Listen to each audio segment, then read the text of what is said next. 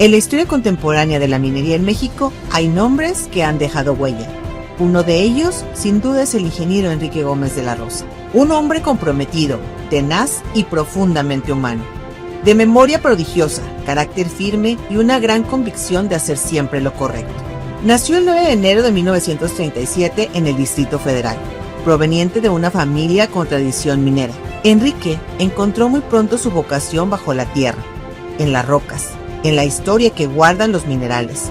Ingeniero geólogo por la Universidad Nacional Autónoma de México, generación 1961. Su inquietud por aprender lo llevó a especializarse en metalogenia en la Universidad de París, en Francia, y más tarde en la exploración de pórfidos cupríferos en la Universidad de Arizona. Desde entonces, su vida y la geología caminaron juntas. A lo largo de su trayectoria, el ingeniero Gómez de la Rosa ha sabido servir desde diferentes frentes, el sector privado, el académico y el público. Colaboró en compañías mineras como Azufrera Olmeca, Minera ECLA, y de manera destacada en empresas del Grupo México e Industrias Peñoles, donde fue subdirector de exploración en la compañía Fresnillo durante varios años. Paralelamente, durante 14 años fue profesor en la Facultad de Ingeniería de la UNAM, compartiendo conocimiento, formando generaciones y sembrando pasión por la geología. En el Consejo de Recursos Minerales, hoy Servicio Geológico Mexicano, recorrió el camino completo, desde jefe de brigada hasta director técnico. Desde 2007, continúa aportando su experiencia como consultor independiente, siempre con el mismo rigor y compromiso. Su liderazgo trascendió el ámbito técnico. Fue presidente del Comité Directivo Nacional de la Asociación de Ingenieros de Minas, Metalurgistas y Geólogos de México y del Colegio de Ingenieros de Minas, Metalurgistas y Geólogos de México y la Sociedad Geológica Mexicana. A lo largo de su trayectoria profesional, construyó un legado basado en el conocimiento y el compromiso. Sus trabajos técnicos y conferencias presentadas en México y en el extranjero han inspirado a generaciones de profesionales. Su excelencia fue reconocida con el Premio Nacional de Geología en 1991 y con el Reconocimiento Nacional del Colegio de Ingenieros de Minas, Metalurgistas y Geólogos de México en 2006. En 2012 fue certificado como profesionista calificado por la Mining and Metallurgical Society of America y en 2018 nombrado académico de honor por la Academia de Ingeniería de México. Distinciones que reflejan una vida ejercida con ética, constancia y una profunda pasión por su vocación. Pero más allá de los cargos y los reconocimientos, Enrique para su familia es roble, fortaleza y norte. Ha enseñado con el ejemplo que la honestidad y la honradez están por encima de todo, que cada cosa tiene un lugar, que se llega puntual, que se dice la verdad incluso cuando no conviene, que la palabra se sostiene, que nadie, pero nadie, se rinde. Con amor infinito ha cuidado y protegido a su familia. Ha sabido amar profundamente a Chávez, su esposa, a sus hijas Marisa y Claudia, a su nieta Ana Paula y a sus nietos Alfredo y Santiago, promoviendo siempre su libertad y su crecimiento. Y aunque su carácter firme y caprichoso a veces desafía en la convivencia, su corazón es y siempre ha sido de oro.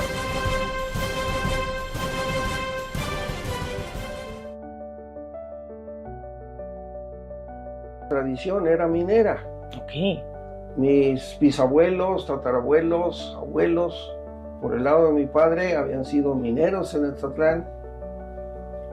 Mi abuelo había sido minero en Charcas.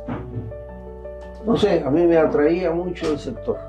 Entonces yo andaba un poco inseguro de para dónde jalar. Pero llego a la facultad. El primer año me fue bastante desastroso. Yo le confieso que al terminar 55, yo pensé seriamente pasarme a economía. No, me voy a ir a economía, ¿no?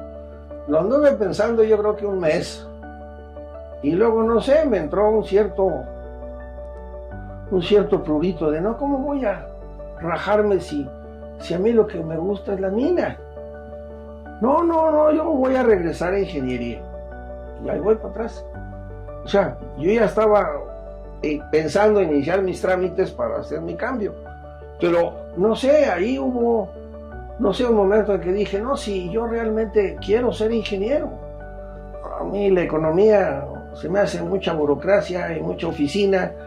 No, yo quiero ir al campo, yo quiero ir a trabajar a donde están las cosas. 56 me repuse, ya terminé en 60, pero 55 no fue un año maravilloso. Pero logré recuperarme y a la hora de escoger, yo tenía el interés en la mina. Tuve la oportunidad de ir a Charcas y ver un poco lo que hacían los mineros. Y a mí me pareció que los mineros eran muy capataces de trabajo, que no había tanta ingeniería detrás de la chamba, que tenían que organizar a los trabajadores, vigilarlos y cuidarlos, pero que hacían de ingeniería. Y entonces, por ahí en alguna forma yo vi la parte geológica. Entonces yo dije, me voy a geología. Y claro, al ir en geología, ya más o menos iba yo encaminado, ahí había varias alternativas. Había la alternativa minera, la alternativa petrolera, la alternativa de agua, la alternativa de ingeniería civil, porque afortunadamente en la Facultad de Ingeniería por lo menos nos daban un vistazo de todo eso. Entonces, pues yo acordándome de mis antecedentes mineros, dije, me voy a la geología de minas.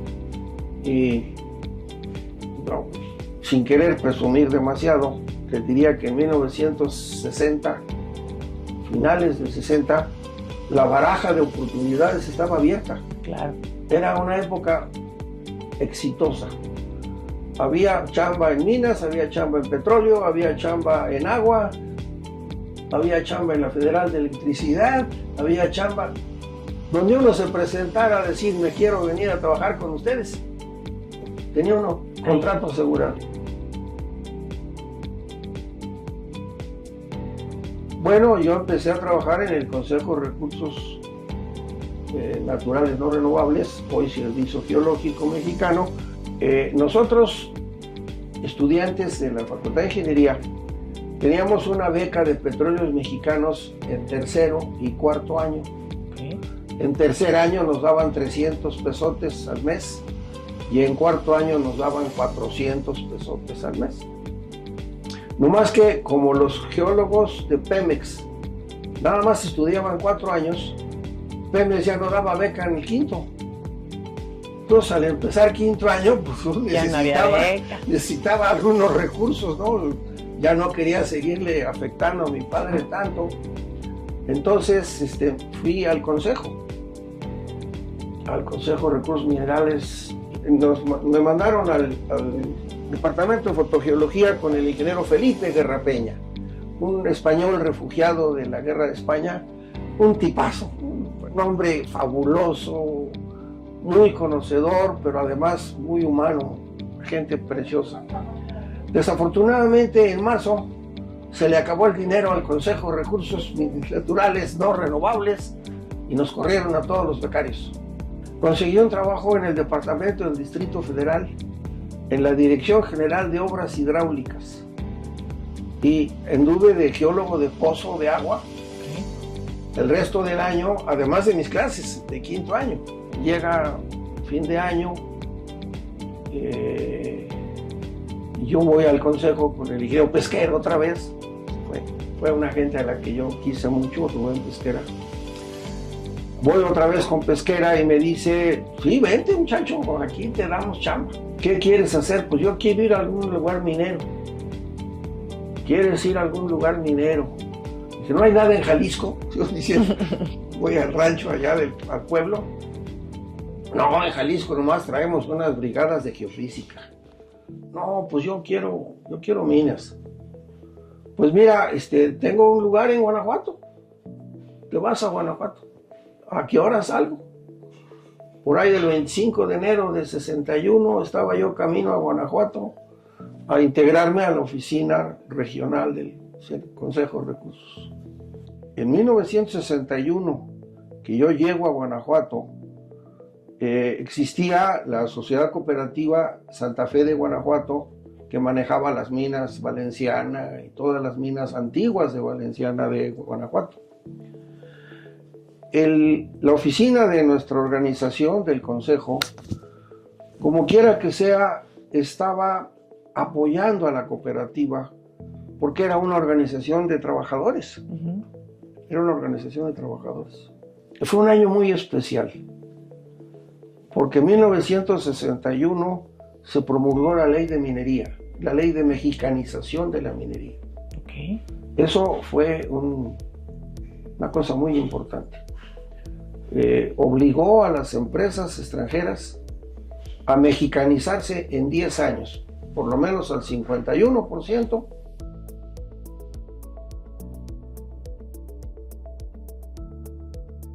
En el 76 yo ingreso a la compañía Fresnillo, ya en época de mexicanización, en la que el 51% del capital es mexicano, de Peñoles, y el 49% es de una Di Fresnillo Company en los Estados Unidos, pero con una administración independiente de Peñoles.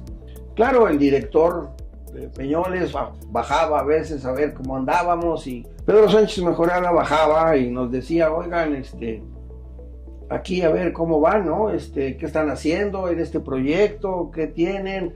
¿Qué sugieren? ¿Cómo lo están haciendo? Y como quiera sea, nuestro grupo le explicaba, ¿no? La compañía Fresnillo estaba a punto de cerrar la mina de Fresnillo. Era un momento crítico para la compañía porque pues era su mina histórica más importante. Teníamos en desarrollo, todavía no estaba terminada, Guanajuato. Estaba la mina de Naica, que sí estaba funcionando, la mina de Zimapán, pero aparte de eso, pues no teníamos mucho. Y Fresnillo era muy importante, ¿no? Ya había pláticas de liquidación del personal. Okay. Pero milagrosamente una exploración un poco a la desesperada corta con un barreno mineral a 3 kilómetros de la mina. 2 kilómetros y fracción. Corta. Dieron otros 2, 3 barrenos y pues ya hablábamos de... En ese momento se hablaba de unas 400,000 toneladas, ya muy importantes para la mina. Y a mí me tocó, bueno, estar en las discusiones y tener que estar yendo a la mina, ver los avances y todo. ¿Qué hacíamos? ¿Hacíamos un tiro a 2,5 kilómetros o hacíamos un túnel, 2 túneles por abajo? 2,5 kilómetros de túnel ciego. Y se decidió hacer los túneles. Y ahí apareció una novedad, la tecnología. Llevar un túnel derechito, derechito, derechito, derechito no es fácil.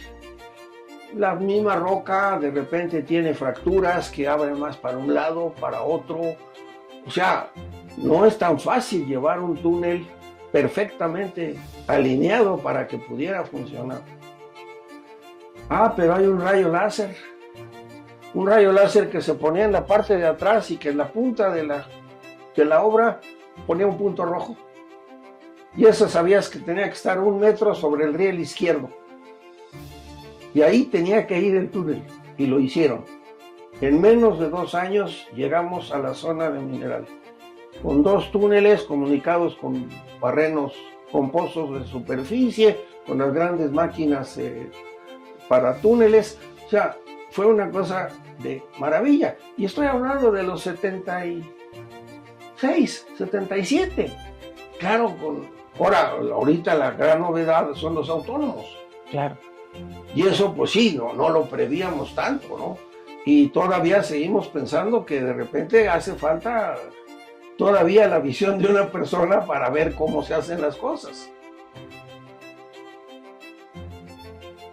Mi padre fue ingeniero topógrafo y estuvo trabajando en un proyecto que desafortunadamente nunca funcionó en los alrededores de Charcas, San Luis Potosí. Y ahí conoció a mi madre con la que se casó en 1936, y yo soy el primogénito, nací en enero de 37.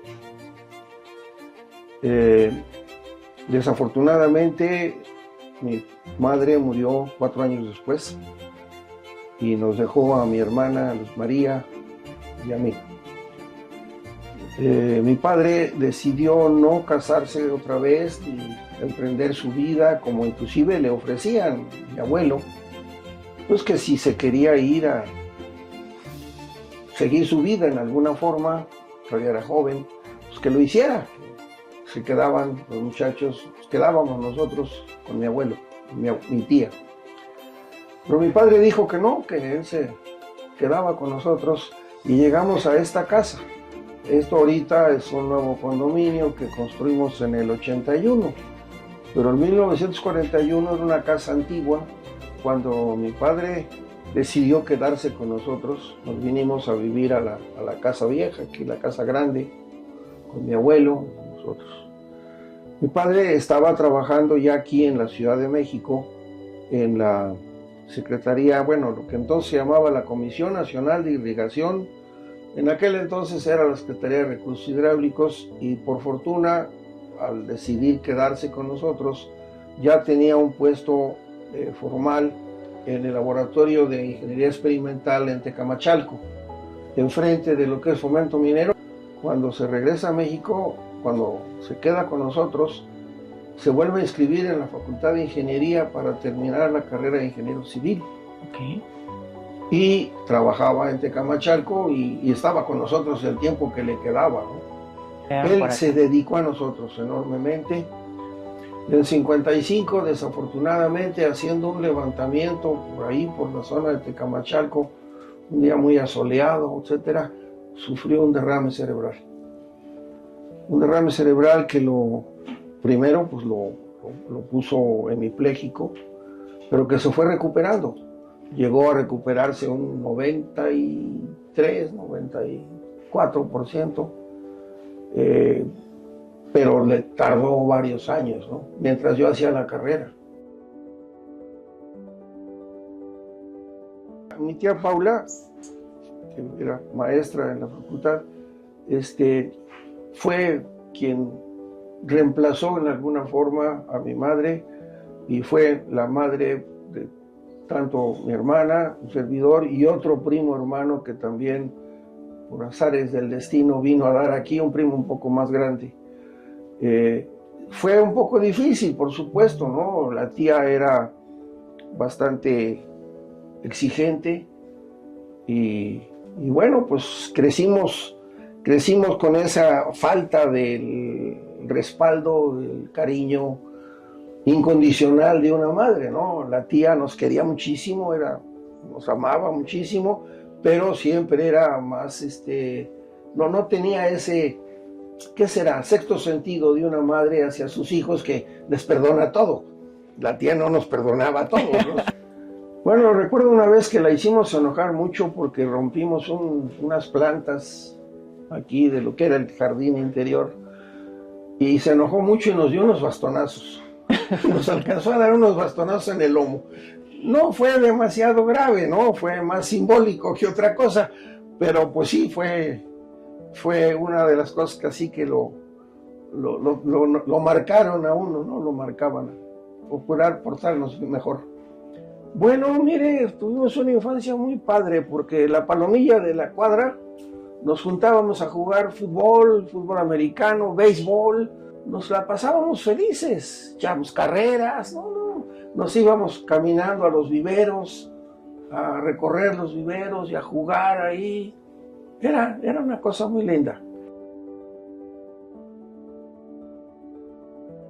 Con mi hermana, ella también jugaba con nosotros fútbol y béisbol, y las muchachas de aquí enfrente, muchachas, en ese entonces, también jugaban con nosotros, ¿no? Era una palomilla muy linda la que teníamos aquí en la cuadra. Ella era solamente 2 años más chica que yo. Entonces, mi primo, que era también más grande, pues estábamos encargados de protegerla, ¿no? Entonces, pues tuvimos muchísimos momentos de mucha cordialidad y siempre tuvimos una relación muy padre, muy contentos. Desafortunadamente, pues le pegó, tuvo problemas con la diabetes y se le fue derivando hasta quedar en condiciones muy dependientes. Y ya murió hace unos años. Y sí me dolió mucho que se fuera. A mi esposa la conocí aquí en Coyoacán, porque ella estudiaba en la Academia Moderna, una escuela de monjitas que estaba aquí en Avenida Hidalgo. Y nos empezamos a tratar desde el 57. Toda la carrera pues fue mi novia. Cuando terminé la carrera yo me fui a Guanajuato y claro, había la duda de si, como ocurre muchas veces, la novia del estudiante no se convierte en la esposa del profesionista. Pero yo logré soportar la presión, si lo podemos decir en esa forma, porque no le niego que había varias candidatas en Guanajuato. ¿Qué tal?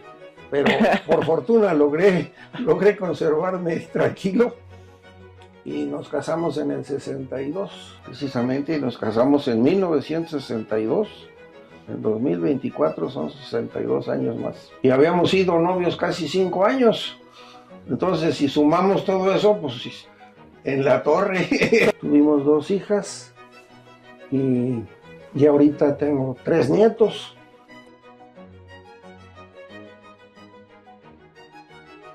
Hemos andado juntos. Mi esposa nunca se quedó en la Ciudad de México mientras yo viajaba. Siempre con usted. Si yo fui a dar a Jaltipan, Veracruz, se fue conmigo. Cuando nos casamos nos fuimos a Guanajuato. De Guanajuato estuvimos 3 años, regresamos a México y nos fuimos a Europa. Me la llevé a Europa 1 año que yo estuve estudiando ahí. Siempre estuvimos juntos. Regresamos a México, nos fuimos a Sonora, a Nogales y todo esto que le platico. De Nogales nos fuimos al Istmo de Tehuantepec, a Jaltipan, Veracruz, y ella se fue conmigo.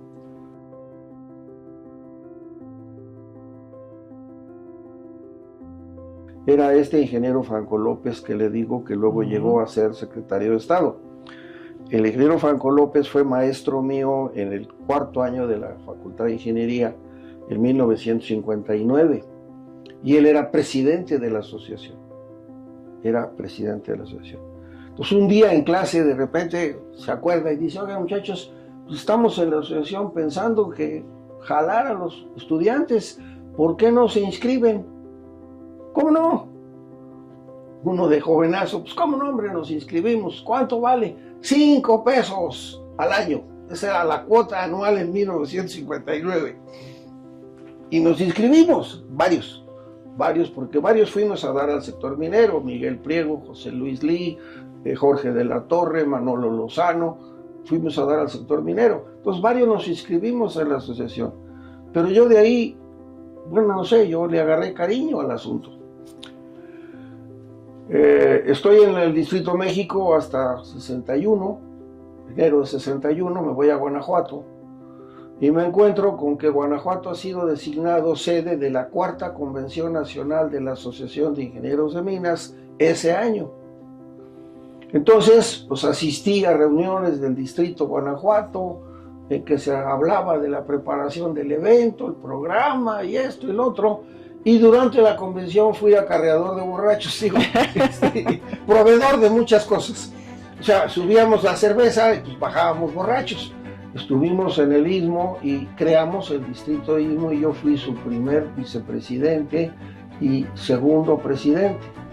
O sea, en 79 que yo fui a San Luis Potosí, a la convención de San Luis Potosí, iba como presidente del Distrito Istmo. O sea, yo desde entonces ando en estos relajos. En 1970 me paso a Parral, inmediatamente ingreso al distrito, me cambio a Zarco, me voy a Zarco, me voy a Chihuahua, y me voy al distrito, luego me voy a Parral y estoy en el distrito, luego me voy a San Luis y estoy en el distrito, y de ahí para adelante todo el tiempo. Bueno, en el 84, 86 fui vicepresidente nacional con Tani Zárate, con el que les decía yo, Stanislao Zárate, presidente, y yo vicepresidente, y mi esposa vicepresidenta. En el 88-90 fui otra vez vicepresidente con José García, presidente, y mi esposa tuvo que ser presidenta nacional porque García era soltero. Entonces tuvimos ese tiempo. Y luego ya más adelante, ya me vengo a México y me inscribo luego en Distrito México. Soy presidente 2004-2006. Organizamos, con Zárate organizamos la convención de Mazatlán, con Pepe García una de Acapulco, luego seguí colaborando con comités y con convenciones. En 2004 soy presidente nacional de la asociación, 2004-2006, y sigo siendo socio todavía.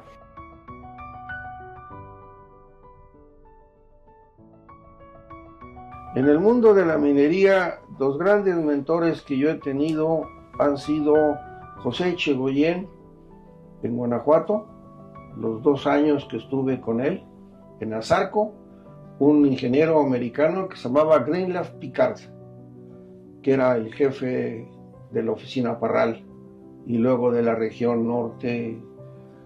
El ingeniero Picard era un extraordinario maestro y fue de los que me impulsaron mucho. Y en la Fresnillo, el doctor Lauder, George Lauder, que era el jefe de geólogos de la Fresnillo, que fue el que me completó, como quiera que sea, muchísimo, ¿no? De ellos dos, de estos 3, yo considero que fueron las gentes que más me enseñaron profesionalmente.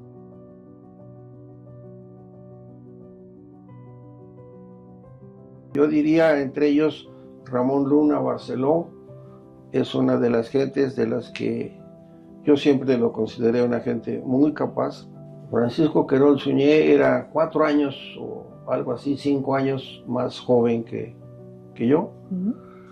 Estudió también en la facultad y él estudió un doctorado en Estados Unidos, y hemos sido colegas, a veces un poquito él trabajando con él, a veces él conmigo. Y bueno, por supuesto, alguien con el que yo llevé una amistad impresionante toda mi vida, Francisco Escandón Valle. Él ha sido un colega más que un subordinado, aunque hemos sido a veces arriba él, a veces arriba yo, pero siempre trabajamos en un equipo extraordinario, ¿no? Y él es una de las gentes muy valiosas.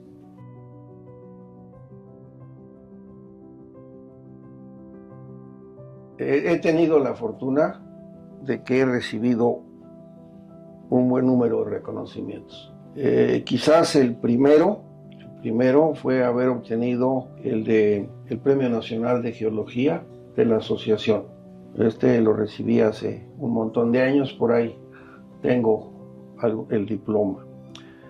Luego tengo un reconocimiento también del Colegio de Ingenieros de Minas. Quizás las satisfacciones más grandes han sido que entré a la Academia de Ingeniería en 1991 y que en el 18, en una ceremonia junto con Paco Escandón, nos hicieron a los 2 académicos de honor. Ese pues, son de los reconocimientos así muy fufurufus que haya yo recibido.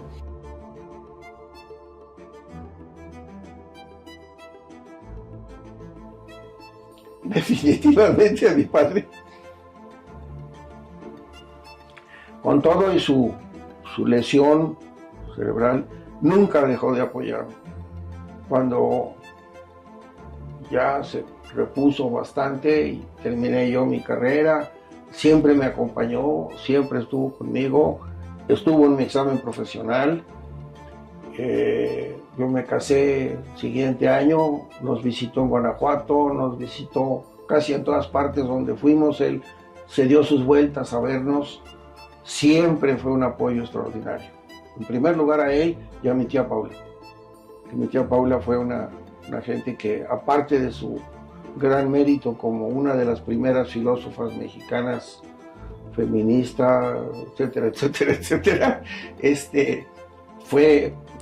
reemplazó a mi madre y nos trató con muchísimo cariño y muchísima dedicación y puso todo de su parte para que nosotros pudiéramos desarrollar nuestras carreras. A mi esposa, ¿no?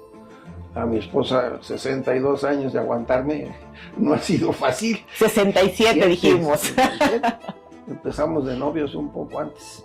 Entonces, a ella tengo que darle las gracias, por supuesto, ¿no? Ella ha sido mi compañía, mi apoyo, mi fortaleza toda la vida. Definitivamente para mi padre, para mi tía Paula y para mi esposa, tengo absolutamente todo el cariño y todo el reconocimiento a toda su dedicación que tuvieron para conmigo.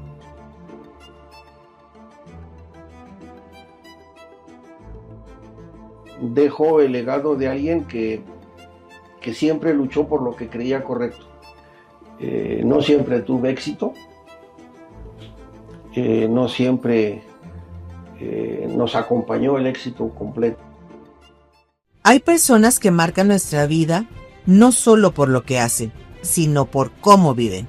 Hoy reconocemos a un hombre cuyo legado vive en cada proyecto, en cada alumno, en cada valor transmitido, en la pasión por el trabajo bien hecho y en la convicción de que servir a los demás es la mayor recompensa.